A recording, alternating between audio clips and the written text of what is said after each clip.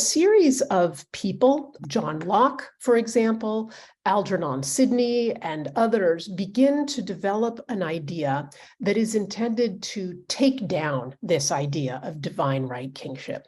And that is the idea of the social contract. And what they say is, no. Human societies don't begin with God implanting a king at the top of society. No, human societies just begin with groups of people living in nature. And depending on which theorist you talk to, that's, quote, state of nature, of living without government, but just in the forest or in the desert, or choose your state of nature, right? That group of people can decide at a certain point that they're going to come together and form a contract, a social contract that becomes their government.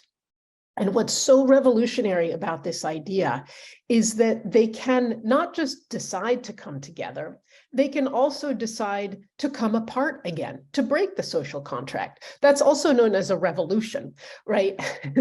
Which is what happens with the Declaration of Independence, is Americans are breaking the contract of government and they're returning to a state of nature, and then they are building those contracts anew.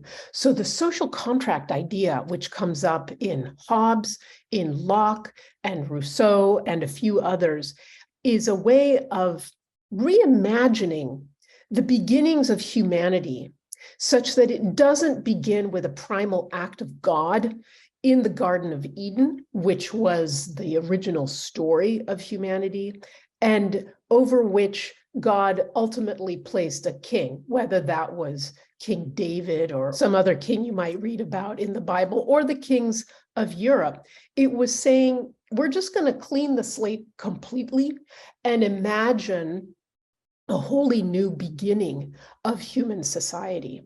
But if at any time we are unhappy with our government, we can break the contract of government, aka we can have a revolution. So social contract theory is probably the most powerful idea of the 17th and 18th centuries, because it imagines that government is not divinely given to us.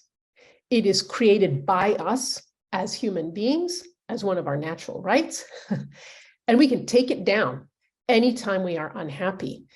Without social contract theory, you would not have been able to have the Declaration of Independence, because that is the document by which the contract of government is broken, and out of which the colonies, now states, have to form new contracts of government, which they call the state constitutions, and then the Articles of Confederation.